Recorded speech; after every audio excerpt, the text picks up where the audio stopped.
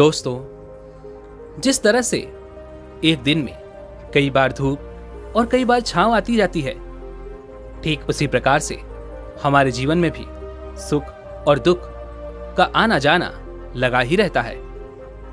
लेकिन हमारा ध्यान केवल दुखों पर होता है और हमें ऐसा प्रतीत होता है कि हमारे जीवन में केवल दुख ही हैं।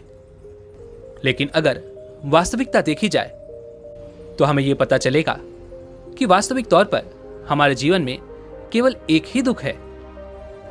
लेकिन वो कौन सा दुख है जिसके कारण हम हमेशा दुखी रहते हैं, परेशान रहते हैं, चिंतित रहते हैं? वो एकमात्र दुख क्या है? चलिए इसे आज की बौद्ध कहानी के माध्यम से समझते हैं और यह भी जानने का प्रयास करते हैं कि आखिर उसका समाधान क्या है और अपने दुख को नियंत्रित करने के लिए हम क्या कर सकते हैं। बहुत समय पहले की बात है। एक छोटा सा राज्य था। उस राज्य में एक व्यापारी रहता था जो बहुत अमीर था, जिसके पास किसी चीज की कोई कमी नहीं थी। उसके पास वो सारी सुख सुविधाएं थी जो वह चाहता था। उसका एक पुत्र भी था जो अब युवा हो चुका था। उस व्यापारी के पुत्र ने अब तक अपने जीवन में कोई दुख नहीं देखा था।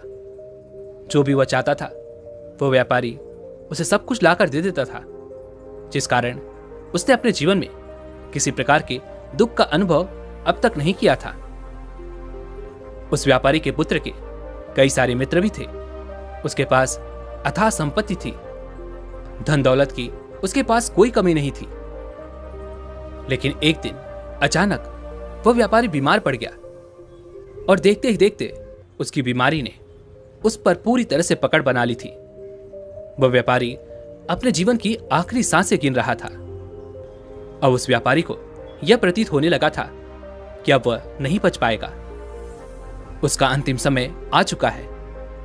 इसलिए उसने अपने पुत्र को अपने पास बुलाया और उससे कहा, बेटा, तुमने आज तक केवल सुख ही देखा है। तुम्हें जो कुछ चाहिए था वो मैंने सब कुछ तुम्हें ला कर दिया, इसलिए तुमने आज तक दुख का अनुभव नहीं किया। दुख क्या होता है ये तुम्हें पता तक नहीं, और इसी बात की चिंता मुझे खाए जा रही है कि जब तुम्हारे पर दुखों के बादल मंडराएंगे तो तुम सह नहीं पाओगे। इसलिए आज मैंने तुम्हें यहां पर बुलाया है। मैं बस आखिरी समय पर तुमसे यह कहना चाहता हूं कि तुम सावधान रहना। मेरी मृत्यु के बाद तुम्हारे अपने ही तुम्हारे दुखों का कारण बन जाएंगे। इतना कहकर वह व्यापारी मृत्यु को प्राप्त हो गया। उस व्यापारी का पुत्र अपने पिता की मृत्यु पर बहुत दुखी था। वह रो रहा था। तभी उसके पास उसका एक मित्र आया और वह उसे समझाते हुए कहता है, मित्र, तुम रो क्यों रहे हो? तुम्हारा पिता ही मरा है, लेकिन तुम्हारे पास तो अब भी ये सारी धन दौलत है, ये सारी संपदा है, ये सारी संपत्ति तुम्हारी ही तो है। अब तो तुम उन चीजों का भी आनंद ले सकते हो जिनका आनंद तुम अपने पिता के रहते नहीं ले पाए। अपने मित्र की यह बात सुनकर वह बड़ा प्रसन्न हुआ और उसे भी इस बात का एहसास हो चुका था कि उसके पास अथाह संपत्ति है, धन है, दौलत है, जिसकी मदद से वह अपना जीवन खुशी खुशी बिता सकता है। लेकिन इसी धन संपदा के कारण वह अब बुरी आदतों का शिकार भी हो चुका था। वह वैश्यालय जाने लगा था। उसे हर प्रकार का नशा करने की आदत लग चुकी थी। जहां उसका मन करता वो वहां चला जाता। जब भी उसका मन करता वो किसी को भी अपने घर बुला लेता, फिर चाहे दिन हो या रात। जो भी उसका मन करता वो खरीद लेता, क्योंकि उसके पास अथाह संपत्ति थी। और तो और उसके पिता का सारा व्यापार भी अब उसी के हाथों में था और अब वो बहुत खुश था। वो अपने जीवन को अपनी मर्जी के हिसाब से जी रहा था। एक दिन उसके मन में ख्याल आया कि पिता ने मुझे बेवजह ही डरा दिया कि लोग मेरा फायदा उठाएंगे, मेरे दुश्मन बन जाएंगे, मेरे दुखों का कारण बन जाएंगे। लेकिन अब तो मैं और भी मजे से जी रहा हूं। मेरे सुख के दिन तो अब आए हैं। मैं आज तक जो नहीं कर पाया था वो सब करने में अब मैं सक्षम हूं। यह सब सोचकर उसकी खुशी का कोई ठिकाना नहीं था। वो बहुत खुश था। तभी एक दिन उस राज्य में एक बहुत बड़ा मंदिर का निर्माण हो रहा था और उस मंदिर के निर्माण के समय पर एक घोषणा करवाई गई कि जो भी इस मंदिर के लिए सबसे अधिक दान देगा उसका नाम उस मंदिर के एक पत्थर पर स्वर्ण अक्षरों में लिखा जाएगा। जब उसके मित्र ने यह बात सुनी तो वह दौड़ा दौड़ा उसके पास आया और उसे सारी बात बता दी। तब उस व्यापारी के पुत्र ने यह तय किया कि वह मंदिर को सबसे बड़ा दान देगा और उसने ऐसा ही किया और साथ ही यह भी निश्चित हो गया कि उसका नाम उस मंदिर के एक पत्थर पर स्वर्ण अक्षरों में लिखा जाएगा। लेकिन जब वह दान देकर वापस घर की ओर लौट रहा था तो रास्ते में उसे एक साधु मिले जो भोजन की याचना कर रहे थे। इस पर वह घमंडी व्यापारी का पुत्र कहता है, तुम जैसे लोग केवल 2 वक्त की रोटी के लिए हमेशा चिल्लाते रहते हो। पता नहीं तुम लोग कहां से आ जाते हो और भगवान तुम लोगों को पैदा ही क्यों करता है। तुम लोग गंदगी हो, तुम लोग दुख हो, तुम्हें जीने का कोई हक नहीं। केवल अपना पेट भरने के लिए 2 वक्त की रोटी के लिए तुम किसी के सामने भी झुक जाते हो। यदि झुकना ही है तो उस ईश्वर के सामने झुको, शायद वह तुम्हारी गलतियों को माफ कर दे और तुम्हें एक अच्छा जीवन प्रदान करे। हो सकता है वह तुम्हें भोजन भी दे दे। वो लड़का उन साधु को खरी खोटी सुनाकर वहां से चला गया। धीरे धीरे उस लड़के के पास उसके मित्रों, सहयोगियों और रिश्तेदारों की संख्या बढ़ने लगी। अब हर कोई उससे बिना पूछे कोई काम नहीं करता था। हर चीज में उसी से पूछा जाता था, जिस कारण उस लड़के को लगने लगा था कि अब मेरे बिना कोई काम नहीं हो सकता, जो भी हूं मैं ही हूं। जिस कारण उस लड़के का अहंकार अब 7वें आसमान पर था। सभी लोगों ने उसका मन जीत लिया था। सब लोग उसके विश्वास पात्र बन चुके थे। उस लड़के के पास अपार धन था, जिस कारण सब उससे जुड़े हुए थे। लेकिन यह बात उस लड़के को समझ नहीं आ रही थी। सभी लोग विश्वास के नाम पर अब उस लड़के से धन उधार लेने लगे थे और वह भी खुशी खुशी लोगों को धन उधार में दे दिया करता है। जो कोई उससे धन उधार लेने आता, वह जितना मांगता वो उससे ज्यादा ही उन्हें दिया करता, क्योंकि वह सभी के नजरों में अपने आप को साबित करना चाहता था। वह अपने आप को महान दिखाना चाहता था। लेकिन धीरे धीरे उसकी बुरी आदतों के कारण अब उसका व्यापार चौपट होने लगा था। देखते ही देखते एक दिन व्यापार में उसे बहुत बड़ा घाटा हुआ। उसका पूरा व्यापार कर्ज में डूब गया। अब वह बहुत परेशान हो चुका था, बहुत चिंतित हो चुका था। उसे यह समझ नहीं आ रहा था कि आखिर यह सब क्या हुआ। मेरे पास तो कुछ समय पहले अपार धन था और आज मेरे ऊपर बहुत बड़ा कर्जा है जिसे मुझे चुकाना ही होगा। तभी उसे वो उधार दिया हुआ धन याद आया जो उसने अपने मित्रों और सहयोगियों को दिया था, अपने रिश्तेदारों को दिया था। उसने सभी से वो अपना दिया हुआ कर्ज वापस मांगना शुरू किया, लेकिन किसी ने भी उसका दिया हुआ कर्ज उसे वापस नहीं दिया, बल्कि लोगों ने उसे धुतकार कर वहां से भगा दिया। वह एक एक करके सभी के पास गया, लेकिन किसी ने उसकी कोई मदद नहीं की। देखते ही देखते उसका सब कुछ बिक गया। अब उसके पास कुछ न था। वह सड़क पर आ चुका था। तभी वह यह सोचने लगा कि अपने सुख के दिनों में मैं यह नहीं जान पाया कि मैं अपने शत्रुओं से घिरा हुआ हूं। मेरे पिताजी सही कहते थे कि मेरे अपने ही मेरे दुखों का कारण बनेंगे। पिताजी, आपका धन्यवाद, लेकिन मैं आपकी बातों को समझ नहीं पाया और आज देखिए क्या हो गया। वह सारा दिन यहां से वहां भटकता रहा और सोचता रहा कि अब आगे क्या होगा। वह कैसे खाएगा, कहां रहेगा और कैसे सोएगा। उसे अपने पिता की याद सता रही थी। वह उन्हें याद कर करके रो रहा था। उसकी आंखों से आंसू बह रहे थे, लेकिन अब बहुत देर हो चुकी थी और अब धीरे धीरे उसे भूख भी लग रही थी। तभी उसने सोचा कि मैं उसी मंदिर पर चलता हूं जहां पर पत्थर पर मेरा नाम स्वर्ण अक्षरों में लिखा गया है। मैं जाकर वहां पर कुछ मदद मांगता हूं। वह वहां पहुंचा और वहां के पुजारी से वो कहता है, पुजारी जी, आपने मुझे पहचाना? मैं वही हूं जिसने इस मंदिर को सबसे बड़ा दान दिया है और मेरा नाम इस मंदिर के पत्थर पर स्वर्ण अक्षरों में लिखा गया है। हालांकि इस समय मेरे हालात कुछ खराब है। और मेरे पास खाने के लिए भी कुछ नहीं है। क्या आप मुझे कुछ भोजन दे सकते हैं? मैं भूखा हूं, मुझे बहुत जोरों की भूख लगी है। मेरे अपनों ने मुझे धोखा दे दिया है। क्या आप मुझे कुछ भोजन दे सकते हैं?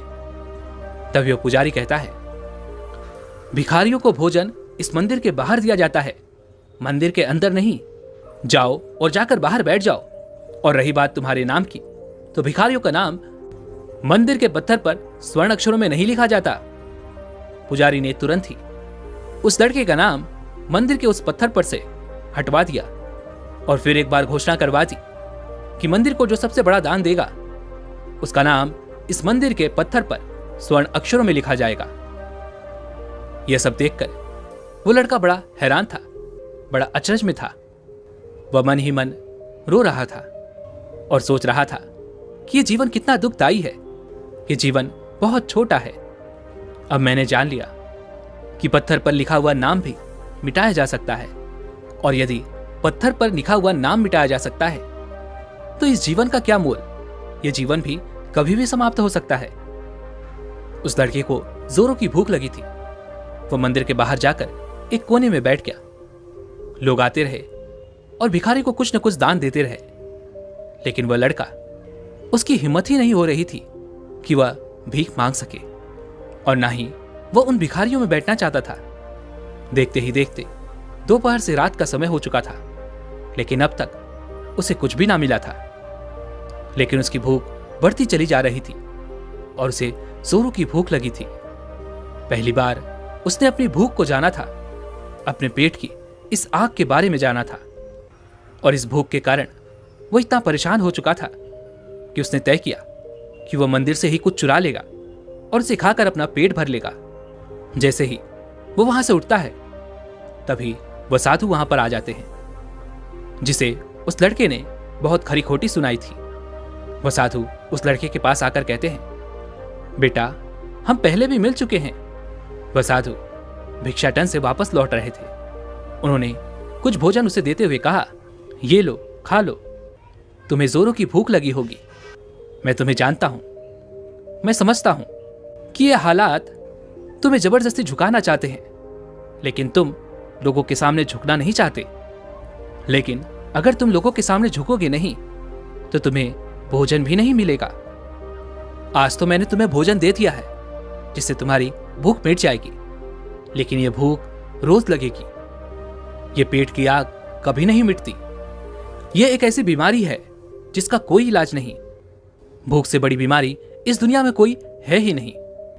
इस पर वह लड़का उन साधु से कहता है, जब मेरे पास धन था, दौलत थी, अथाह संपत्ति थी, तो मेरे पीछे मेरे मित्रों की, सहयोगियों की, रिश्तेदारों की कतार लगी रहती थी। सभी लोग मेरे शुभचिंतक थे, लेकिन मेरे ऊपर दुख आते ही वो सब पलट गए। वो सब अब मेरे शत्रु बन चुके हैं। लेकिन तुम, जिसे मैंने इतनी खरी खोटी सुनाई थी, वही मेरे दुख में मेरा सहयोगी बना है।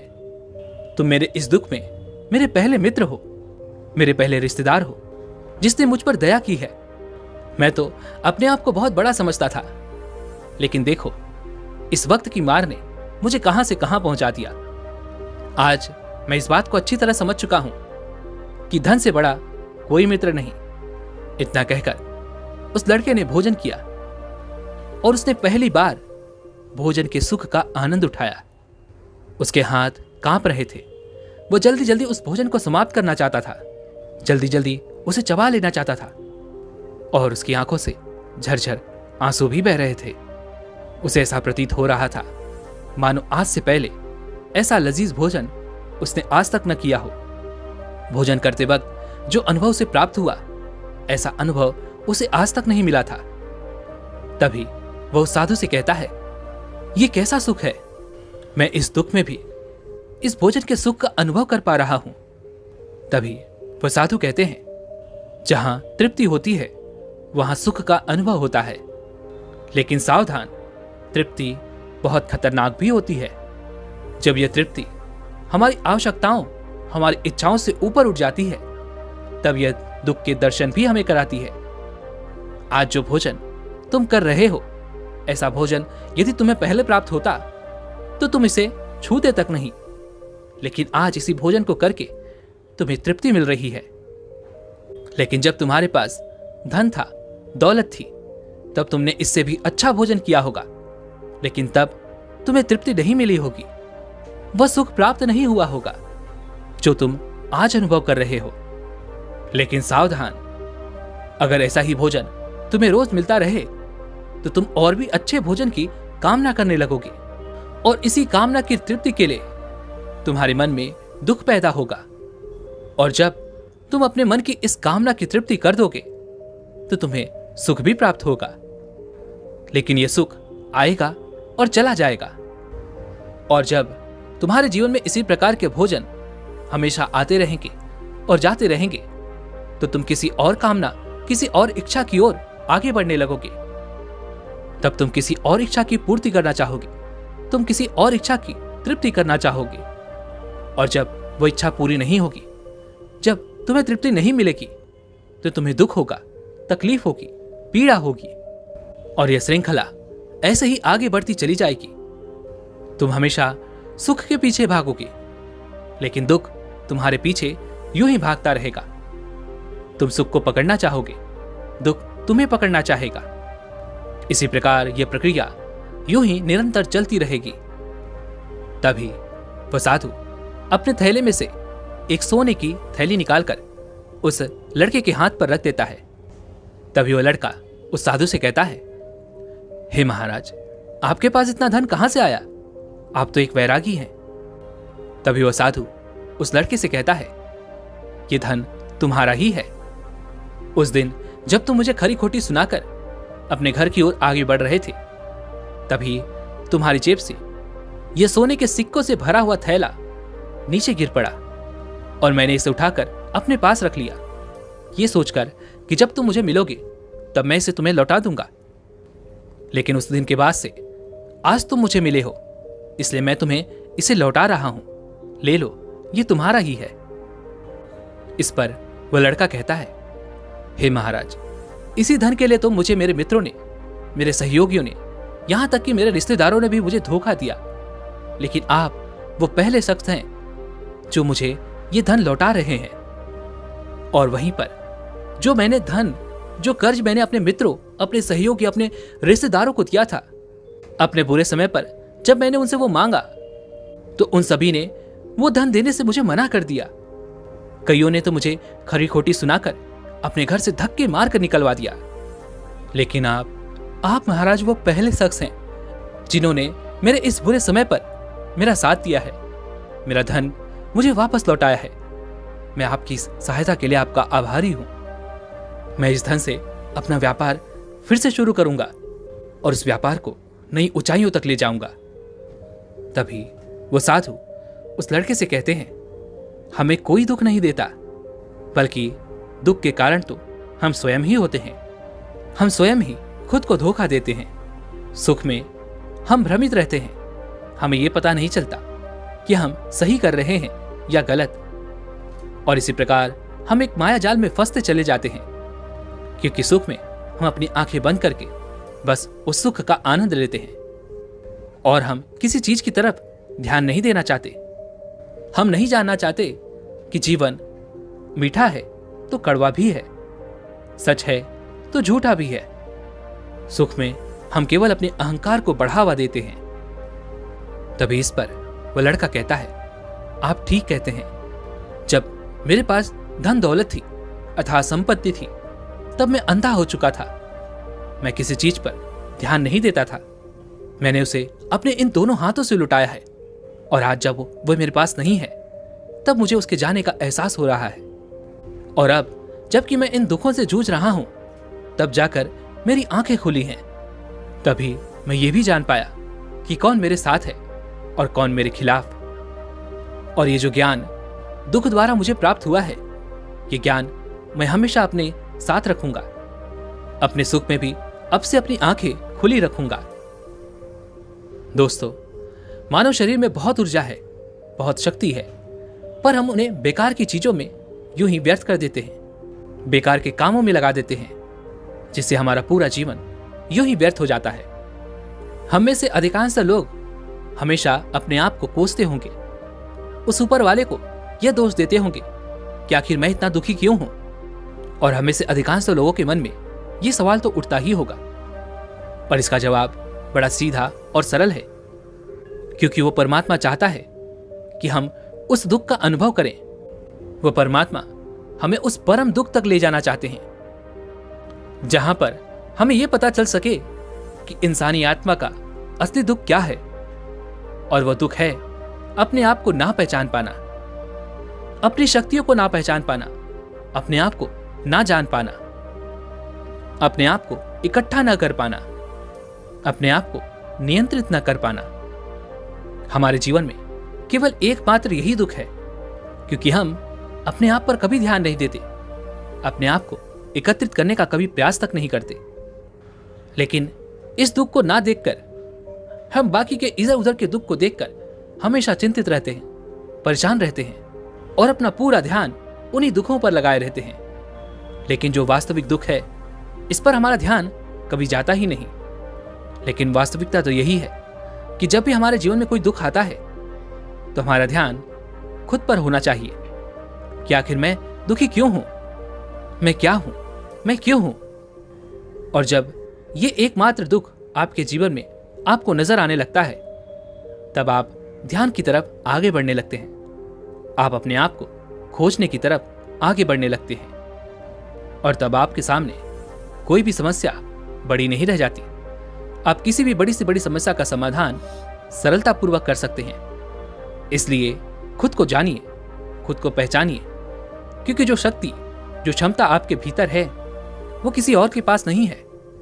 आप उस परम शक्ति का एक रूप हैं। आप अपनी शक्ति को पहचानिए, जानिए आप कौन हैं, क्या हैं। उसके बाद आपके सामने किसी प्रकार का भी दुख टिक नहीं पाएगा और आप हर परिस्थिति में खुश रहना सीख जाएंगे। दोस्तों, उम्मीद है कि आपने आज की इस वीडियो से जरूर कुछ न कुछ सीखा होगा। तो इस वीडियो को लाइक और अपने दोस्तों के साथ शेयर करना ना भूलें, और हमें ऐसे ही सपोर्ट करने के लिए चैनल को सब्सक्राइब और घंटी बटन को जरूर दबा दें। तो चलिए मिलते हैं इसी एक और वीडियो में। तब तक के लिए अपना ख्याल रखें। धन्यवाद।